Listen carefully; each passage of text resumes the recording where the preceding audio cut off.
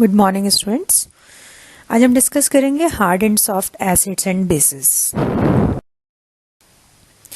Acid and bases के बारे में हमने अपनी प्रीवियस क्लास में पढ़ा था कि हमने कैसे कुछ कंपाउंड्स को एसिड कहा था और कुछ को हमने बेस कहा था। इसके लिए डिफरेंट थ्योरीज हमने जानी थी, जिसमें हमारी फर्स्ट थी क्लासिकल थ्योरी, जो कि बेस्ड थी taste and feel of the compounds के ऊपर। जैसे हमने बताया, जो खट्टे थे इनिशियली ये माना जाता था कि जो टेस्ट में खट्टे होते हैं वो एसिड होते हैं, जो थोड़े से सोपी फील होते हैं वो बेस होते हैं। तो इस तरीके से ये हमारी क्लासिकल थ्योरी थी। नेक्स्ट हमारी आई ऑरेनियस थ्योरी, जिसको हमने प्रोटॉन डोनर एक्सेप्टर कंसेप्ट कहा। इसमें ऑरेनियस ने बताया कि जो प्रोटॉन डोनेट करता है वो एसिड होता है और जो प्रोटॉन को एक्सेप्ट करता है वो बेस होता है। इसके बाद नेक्स्ट हमारी आई इससे थोड़ी सी एडवांस्ड हमारी ब्रॉन्स्टेड-लॉरी कंसेप्ट, जिसके अंदर एसिड कॉन्जुगेट बेस पेयर बनते हैं, एसिड बेस पेयर्स बनते हैं। फिर कैडी एंड एल्सी ने सॉल्वेंट सिस्टम अप्रोच प्रपोज की। लक्स फ्लड थ्योरी आई, जिसके अंदर ऑक्साइड्स की एसिड बेस प्रॉपर्टीज को समझाया गया था। एंड सबसे लास्ट में ल्यूइस कंसेप्ट आई, जो कि इलेक्ट्रॉन डोनर एक्सेप्टर कंसेप्ट के ऊपर बेस्ड थी, जो कि ऑलमोस्ट सभी रिएक्शंस जो भी हमारी होती है उनको एसिड बेस कैटेगरी के अंदर डालती है। तो ल्यूइस कंसेप्ट के अंदर हमने देखा कि जो भी जितने भी इवन कोवेलेंट या कोऑर्डिनेट बॉन्ड का फॉर्मेशन जो है, कोऑर्डिनेट बॉन्ड का फॉर्मेशन जो कॉम्प्लेक्सेस के अंदर होता है, वो भी एक ल्यूइस एसिड बेस रिएक्शन है, क्योंकि जो इलेक्ट्रॉन पेयर डोनेट करता है वो ल्यूइस बेस होता है और जो इलेक्ट्रॉन पेयर को एक्सेप्ट करता है वो ल्यूइस एसिड होता है। इसके बाद जब बात ये हुई कि कुछ रिएक्शंस, कुछ कॉम्प्लेक्सेस की स्टेबिलिटी को समझाने के लिए एक नई टर्म यूज़ की गई, उसमें HSAB की कंसेप्ट आई, hard and soft acids and bases की कंसेप्ट आई। And it is widely used in chemistry for explaining stability of compounds, reaction mechanism and pathways. This theory is used in context where a qualitative rather than quantitative description would help in understanding the predominant factors which drive chemical properties and reactions. For example, हम बात करते हैं lithium iodide and caesium fluoride की reaction से lithium fluoride and caesium iodide का बनना। इस reaction के अकॉर्डिंग अगर हम देखें, नॉर्मली हम क्या कहते हैं कि वहाँ पे बॉन्ड स्ट्रॉन्ग बनेगा जहाँ पर कि दोनों एलिमेंट्स की इलेक्ट्रोनेगेटिविटी में डिफरेंस ज़्यादा है। इस अकॉर्डिंग लिथियम आयोडाइड को स्टेबल होना चाहिए एंड सीजियम आयोडाइड को भी स्टेबल होना चाहिए, क्योंकि इन दोनों ही कंपाउंड्स के अंदर जो एलिमेंट्स इन्वॉल्व है उनकी इलेक्ट्रोनेगेटिविटी में डिफरेंस मैक्सिमम है। इस बिहाफ पे इनको स्टेबल होना चाहिए और इस रिएक्शन को नहीं होना चाहिए, बट प्रैक्टिकली ये रिएक्शन फॉरवर्ड डायरेक्शन में जाती है और लिथियम फ्लोराइड एक स्टेबल कंपाउंड बनता है and caesium iodide another stable compound बनता है। तो इस टाइप के रिएक्शंस को एक्सप्लेन करने के लिए hard and soft acid base concept को यूज किया गया, इंट्रोड्यूस किया गया।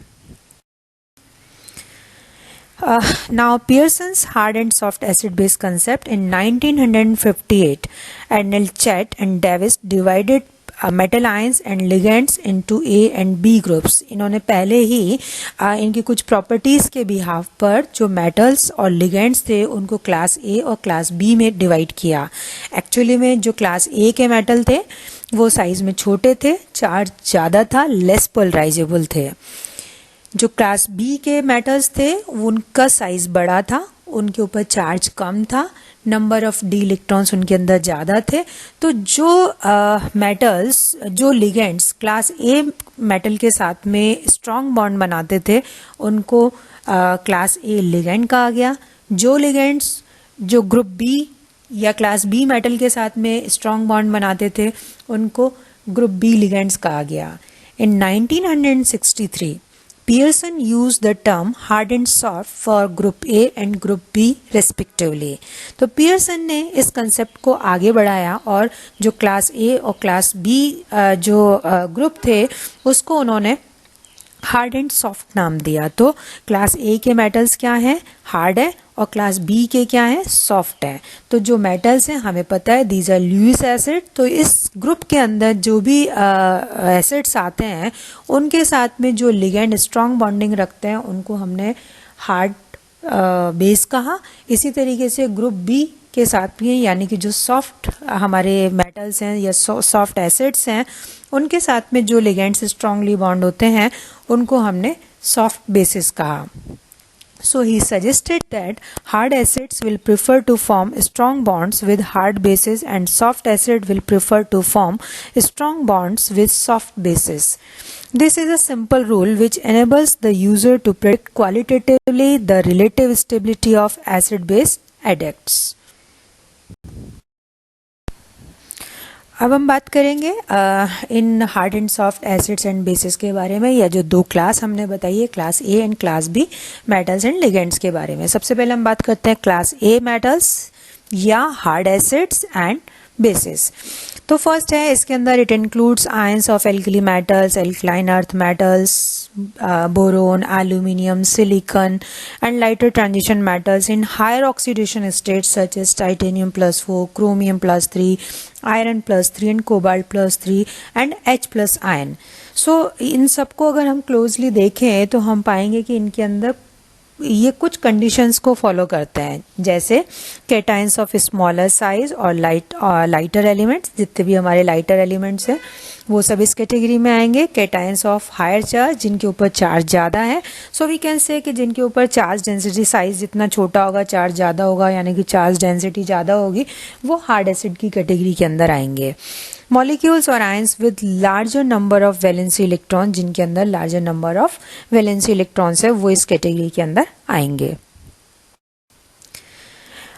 Ligands which prefer to form more stable complexes with these class A metal ions are also grouped as class A ligands. उनको class A ligand कहा गया और उनको हम ये भी कह सकते हैं हार्ड बेसिस भी कह सकते हैं. जैसे क्लास ए जो मेटल आयंस हैं उनको हमने हार्ड एसिड्स कहा, तो इसके साथ में जो लिगेंड्स स्ट्रॉन्ग बॉन्ड बनाएंगे उनको हम क्लास ए लिगेंड्स या हार्ड बेसिस कहेंगे. For example ammonia, amines, water and fluoride prefer Be2+ Ti+4 and cobalt +3 metal ions. तो ये वो लिगेंड्स हैं जो कि स्ट्रॉन्ग एसिड्स के साथ में या हार्ड एसिड्स के साथ में स्ट्रॉन्ग बॉन्ड बना रहे हैं. तो हमारे ammonia, amine, water and fluoride जो हैं ये क्या होंगे, hard bases. The tendency of complexation of ligands with class A metal ions follows the order. तो हम जनरली जैसा कि जो हमारा लिगेंड होता है उसके अंदर एक डोनर एटम होता है, वो डोनर एटम कौन से डोनर एटम का प्रेफरेंशियल ऑर्डर क्या होगा वो इसमें हम देख सकते हैं कि नाइट्रोजन जो होगा वो स्ट्रॉन्ग बॉन्ड बनाता है, सब बहुत स्ट्रॉन्ग बॉन्ड बनाता है. फॉस्फोरस की थोड़ी उससे कम होती है, आर्सेनिक उससे कम होता है, देन एंटीमनी. और हम देख रहे हैं साइज बढ़ता जा रहा है ग्रुप में, नाइट्रोजन, फॉस्फोरस, आर्सेनिक, एंटीमनी, इसमें हम देख रहे हैं तो ऊपर से नीचे साइज बढ़ता जा रहा है. तो जो सबसे छोटे साइज का नाइट्रोजन है वो क्लास ए मेटल को प्रेफर कर रहा है. Similarly oxygen, sulphur, selenium, tellurium में भी यही ट्रेंड हमें देखने को मिलता है. और फ्लोरीन, क्लोरीन, ब्रोमीन, आयोडीन जो है इनके केस देखते हैं कि जो फ्लोराइड है वो class a metal, fluoride ion जो होता है वो क्लास ए मेटल के साथ में स्ट्रॉन्ग बॉन्ड बनाता है. Cl- come, Br- come and iodide की बहुत कम इनके साथ में बनाने की टेंडेंसी होती है. क्लास बी की हम बात करें, सॉफ्ट एसिड्स एंड बेसिस इनको कहा जाता है. क्लास बी के अंदर जो मेटल आएंगे वो सॉफ्ट एसिड्स और उनके साथ में जो लिगेंड्स स्ट्रॉन्ग बॉन्ड बनाना प्रेफर करेंगे वो सॉफ्ट बेसिस कहलाएंगे. This includes the metal ions और ions of heavier transition metals in lower oxidation state. तो जो हैवियर ट्रांजिशन मेटल आयंस हैं उनके अंदर क्या हो रहा है कि नंबर ऑफ डी इलेक्ट्रॉन्स बहुत ज़्यादा है. तो उस कंडीशन में, और ये इनकी ऑक्सीडेशन स्टेट जैसा हमने पहले देखा है प्रीवियस क्लासेस के अंदर कि ये इनकी ऑक्सीडेशन स्टेट्स कम होती जा रही है, लोअर ऑक्सीडेशन स्टेट्स स्टेबल होती हैं. तो वो वाले मेटल आयंस जो होते हैं इस कैटेगरी के अंदर आते हैं, तो इनको हम कहते हैं soft acids. These are large sized cations that can be easily polarised. हमने अपनी फर्स्ट ईयर की क्लास में पढ़ा है कि जब कैटायन का साइज जो होता है वो बड़ा होता है या किसी भी आयन का साइज जब बड़ा होता है तो उसको इजीली पोलराइज किया जा सकता है. The complexing ability of the ligands for the metal ions of class B follows the order. Nitrogen का सबसे कॉम्प्लेक्सिंग टेंडेंसी इनके केस में सबसे कम होगी, देन फॉस्फोरस की होगी, देन आर्सेनिक, एंटीमनी की कम होगी क्योंकि इनके साइज बढ़ने की वजह से और दूसरे इनके कुछ स्टेरिक फैक्टर्स होते हैं लॉन पेयर, उनकी वजह से ये प्रॉब्लम आती है. अदरवाइज नाइट्रोजन की कॉम्प्लेक्सेशन टेंडेंसी इनके लिए सबसे कम, फॉस्फोरस की ज़्यादा, सबसे ज़्यादा होती है.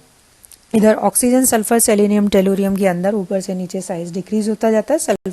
सेलेनियम एंड टेलुरियम अपने साइज की वजह से ऑलमोस्ट सिमिलर बिहेवियर शो करते हैं। अगेन हेलोजेंस के केस में हमारे को रिवर्स ऑर्डर मिलता है। फ्लोरीन सबसे कम बॉन्डिंग शो करता है, then chlorine, then bromine, then iodine. तो इस तरीके से हम देखते हैं कि ये जो कॉम्प्लेक्सिंग एटम है उनका ट्रेंड जो क्लास ए में हमें मिला था उससे रिवर्स होता है क्लास बी के अंदर। अगर हम एक कंबाइंड लुक दें कि hard and soft acids and basis के अंदर क्या डिफरेंस है, बेसिक इनके कैरेक्टरिस्टिक्स क्या हैं, तो हम देखते हैं हार्ड एसिड्स क्या होते हैं, स्मॉल आयनिक रेडियस के होते हैं, हाई पॉजिटिव चार्ज होता है, लो इलेक्ट्रोनेगेटिविटी होती है और हाई एनर्जी लूमो होता है, जिसके बारे में अभी हम आगे डिस्कस करेंगे। हार्ड बेसिस क्या होते हैं, अगेन स्मॉल रेडियस वाले होते हैं, हाई इलेक्ट्रोनेगेटिविटी होती है, जैसा कि हमने हेलोजेंस में देखा फ्लोरीन की सबसे ज़्यादा है, वीक पोलराइजेबिलिटी होती है, हाई एनर्जी होमो होता है। सॉफ्ट एसिड्स के अंदर लार्ज आयनिक रेडियस होती है, लो पॉजिटिव चार्ज होता है, इंटरमीडिएट इलेक्ट्रोनेगेटिविटी होती है एंड लो एनर्जी के इनके लूमो होते हैं, लोवेस्ट अनऑक्यूपाइड मॉलिक्यूलर ऑर्बिटल्स जो कि एम्प्टी ऑर्बिटल्स होते हैं। सॉफ्ट बेसिस की बात करें, सॉफ्ट बेसिस के अंदर इनकी लार्ज रेडियस होती है, इंटरमीडिएट इलेक्ट्रोनेगेटिविटी होती है, हाई पोलराइजेबिलिटी होती है, साइज बड़ा है चार्ज में तो पोलराइजेबिलिटी इनकी बढ़ी हुई है एंड लो एनर्जी का होमो होता है। तो इस तरीके से हम इनको एक जनरल उसमें देख सकते हैं। Now classification of acids and bases, इन सारे डिस्कशन के बाद हमारे जितने भी एसिड्स और जो बेसिस हैं हार्ड एंड सॉफ्ट, उनको हम इस टेबल के उसमें डिवाइड कर सकते हैं। तो आप देखिए क्लास ए यानी कि हार्ड जो मेटल्स हैं ये हमारे एसिड्स हैं। क्लास ए वाले जो हैं ल्यूइस एसिड, इसके अंदर आप देख रहे हैं प्रोटॉन है, इसके अलावा एल्कली मेटल्स हैं, एल्कलाइन अर्थ मेटल्स हैं जो हमारे पी एंड डी ब्लॉक के हायर ऑक्सीडेशन स्टेट के अंदर इनिशियल वाले जो मेटल्स हैं वो हैं।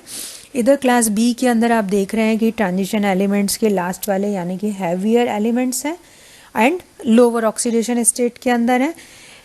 ये जो हार्ड एंड सॉफ्ट हमने किया, ये कोई इसकी स्ट्रॉन्ग बाउंड्री नहीं होती है। हम देखेंगे कि कुछ एलिमेंट्स ऐसे भी होते हैं जो डिपेंड करता है सम सर्कमस्टांसेस के अंदर या लिगेंड के ऊपर, जो दोनों तरीके से बिहेव कर सकते हैं, जो ना तो हार्ड होते हैं ना वो सॉफ्ट होते हैं। तो उनको हम एक नई कैटेगरी यानी कि बॉर्डर लाइन के अंदर डाल देते हैं। तो यहाँ हम इनको 3 कैटेगरी में डिवाइड कर सकते हैं, hard, soft and border line. तो बॉर्डर लाइन के अंदर हमारे वो मेटल्स आ जाते हैं जिनके ऊपर चार्ज बहुत कम भी नहीं है और जिनका साइज़ बहुत ज़्यादा नहीं है, तो वो हमारे बॉर्डर लाइन उसमें आ जाते हैं। जैसे Fe2+, Fe3+ हार्ड है, Fe2+ बॉर्डर लाइन है। सिमिलरली हम बाकी एलिमेंट्स देखते हैं, कोबाल्ट 2+, निकल 2+, कॉपर 2+, जिंक 2+, लेड 2+, इस तरीके से ये हमारे बॉर्डर लाइन एलिमेंट्स हैं। बेसिस को हम देखें तो हार्ड बेसिस के अंदर हमारा H2O, OH-, फ्लोराइड, जितने भी ऑक्सीजन एंड नाइट्रोजन डोनर्स है वो यहाँ आ गए, अमीन्स एंड दिस। इधर सॉफ्ट के अंदर हमारे जो सल्फर डोनर्स हैं वो हैं, या फिर वो वाले ऑक्सीजन वाले वो हैं जिनके पास पाई लिगेंड्स इलेक्ट्रॉन्स है अवेलेबल फॉर डोनेशन। तो जैसे हमारा कार्बोनिल है और एल्कीन्स एंड बेंजीन है, एरोमेटिक कंपाउंड्स, ये सारे इस कैटेगरी के अंदर आते हैं। अगेन जैसे नाइट्रोजन मैंने बताया कि हार्ड बेस है, मतलब जिस एटम के अंदर ये डोनर एटम है, as a donor atom present है जिस लिगेंड के अंदर, वो हार्ड होता है। लेकिन कुछ दूसरे फैक्टर्स अपना रोल प्ले करते हैं जिनको हम आगे डिस्कस करेंगे, जिसकी वजह से इसकी बेसिसिटी में कमी आती है और ये बॉर्डर लाइन की कैटेगरी में आ जाता है, लाइक और पिरिडीन एंड ये सारे जो हमारे ब्रोमाइड है, ये अगेन एक शार्प लाइन इनके बीच में नहीं है। तो ये कुछ होते हैं जो कभी हार्ड भी हो सकते हैं, या ये कह लीजिए कि इनकी हार्डनेस इतनी ज़्यादा नहीं है एंड सॉफ्टनेस भी इतनी ज़्यादा नहीं है, तो इसलिए इनको हम बॉर्डर लाइन कैटेगरी के अंदर डालते हैं। इसके अलावा कोई भी बेस बी जो होता है वो may be classified as hard और soft by the behaviour of the following equilibrium. Methyl mercury cation है, मिथाइल मरकरी कैटायन इसके ऊपर एक पॉजिटिव चार्ज है और इसकी इलेक्ट्रोनेगेटिविटी बहुत कम है, तो इसको हम प्रोटॉन से कंपेयर करने के लिए यूज़ करते हैं। तो जब भी प्रोटॉन हमारा हार्ड वो है acid and methyl mercury cation जो है ये हमारा सॉफ्ट एसिड है, तो कोई भी बेस इन दोनों के साथ में किस तरीके से रिएक्ट करता है, यानी कि अगर हम ये रिएक्शन की बात करें कि कोई बेस है बी जो कि H प्लस के साथ में बॉन्ड होने पर BH प्लस बनाता है, वो मिथाइल मरकरी कैटायन के साथ में अगर रिएक्ट करके CH3Hg B प्लस और H प्लस यानी कि H प्लस को रिप्लेस कर देता है तो वो हमारा सॉफ्ट एसिड होगा, सॉफ्ट बेस होगा, क्योंकि वो सॉफ्ट एसिड के साथ में रिएक्शन कर रहा है। इन अदर वर्ड्स हम कह सकते हैं अगर ये रिएक्शन जो प्रेजेंट रिएक्शन आप देख रहे हैं ये रिएक्शन फॉरवर्ड डायरेक्शन में जाती है तो बेस हमारा सॉफ्ट होगा। अगर ये फॉरवर्ड डायरेक्शन में नहीं जाती है तो यानी कि जो हमारा बेस है वो H प्लस को ही प्रेफर करता है तो वो हार्ड होगा। तो इस तरीके से हम सभी बेसिस को कैटेगराइज कर सकते हैं हार्ड एंड सॉफ्ट के according on the basis of reaction with methyl mercury. Thank you.